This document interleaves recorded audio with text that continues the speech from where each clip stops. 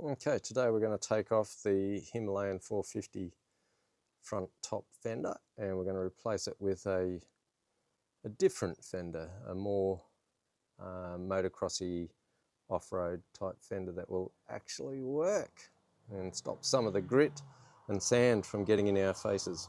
Okay, these are the tools you're going to need. You're going to need the adapter plate, some nuts and bolts. These are in the Scene Mill stainless steel, the original Allen key bolts, 4mm Allen key, and a 10mm socket or spanner or shifter.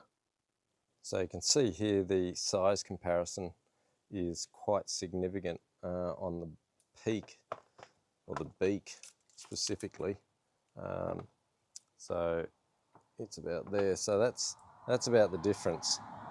Should make a massive improvement to the amount of grit that gets into your face and visor. This is a Polisport fender. Got the P there. This is a vented fender, so the back of it allows airflow through to the radiator. This particular one is actually for a Honda. So this is not the ideal, but this is what we're going to play with today. Because it's a Honda, it has this recessed M section, if you like. It's about a 3mm recess, so it's going to be a little bit tricky, and it also has some holes in it already. Now, this is a Honda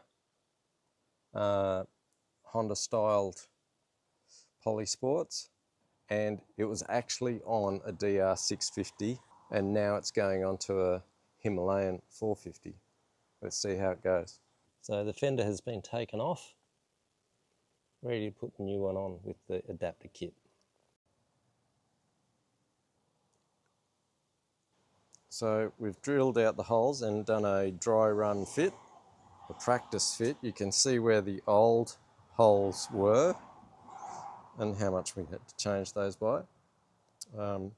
So now that we've got our holes in the right position and it's all square, we're going to take it off and put the bracket onto the Himalayan, and then we'll reattach the mudguard.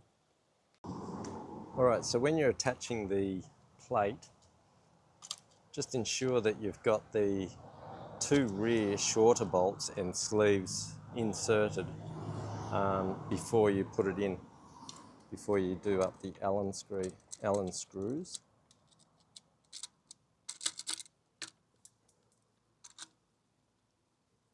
You're only doing up the Allen key screws, say one turn or half a turn, just to get them started and located. And you don't want to cross thread. Okay, so those two are in. We've got the two short ones at the back. Make sure that the sleeves, whether they're plastic sleeves or the metal sleeves, have stayed in place. Okay, and it's best if you can apply some Loctite to these. And just gently find those threads so that they're not cross-threaded. So that looks good. Nip that one up. Okay.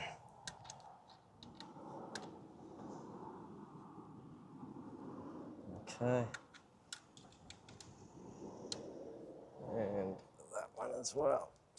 Alright, so we've got those in there just dangling. We're going to take our longer sleeves and longer bolts and drop those in the top, like so. So those Allen key ones are now captured by this. They can't fall out. Alright.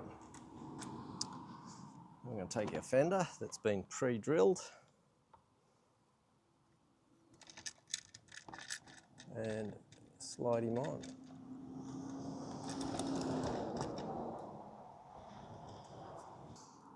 So we're just going to get these on just temporarily.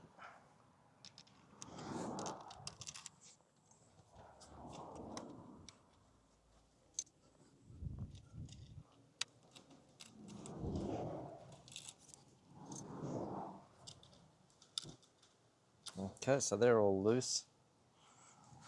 We're just going to make sure that the guard rotates around. So just ensure that we've got clearance there. And you turn. Okay, looking 100% better already.